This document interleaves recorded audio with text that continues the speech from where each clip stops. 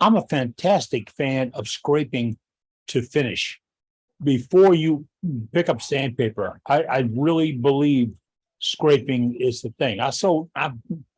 The other day we had to do the numbers for the accountant. It was like 32,000 carbide cutters we sold when we had the business going.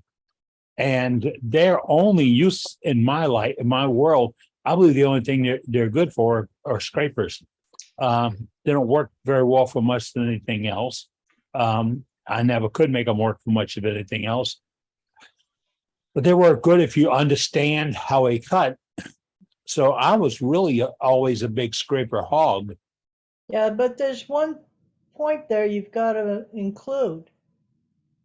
Even though you're using a carbide scraper, whatever you want to call it, you still have to cut in the right direction for the orientation of the wood. Oh, yeah. The rules And a don't lot of change just people because that you get change into type of using tool. carbides forget that. Well, there was this big push. Novice turners were told, if you don't know how to sharpen tools, get carbide and you'll be home free. Yeah, all you got to do is just jab it in. Yeah, and that was a big selling point. It was used by it's still used today. It's a big selling point. And that's why some people have a lot of trouble with it too. Yeah. That's amen. Well, they own shares now in sandpaper companies. Well, exactly. If you're gonna buy carbide and use carbide, you better buy yourself a lot of sandpaper, and you need to start at 40 or 60 grit. Well, let me go back in history a bit. Back in the 1800s, even the early 1900s, there were no bowl gouges or spindle gouges.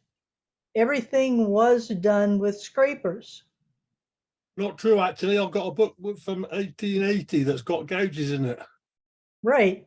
Well, they weren't like they are today, put it that No, way. that's quite not as advanced as what we've got now, but gouges with fingernail grinds on, believe it or not, in Right. 1881. And the thing is that scrapers were primarily used on very hard, tight grained, dense woods, or on things like ivory or bone.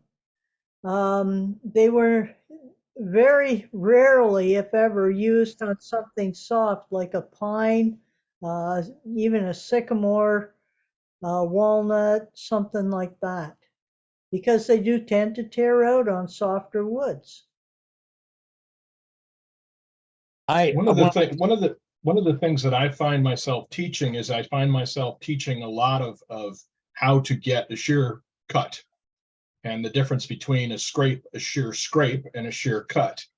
And once I got people who are figuring out how to get a shearing cut or scrape, then I say, look, I can do this with any of 5 or 6 different tools, including a scraper. Yeah. And I proceed to show how I do it with the skew, how I do it with the bowl gouge, how I do it with the spindle gouge, and so on and so forth. And you can even get it with a roughing gouge, not on the face clearly, but you can get all these cuts with all the tools we have at our disposal, even the cup scrapers or the basic scrapers that they used to use 70 years ago.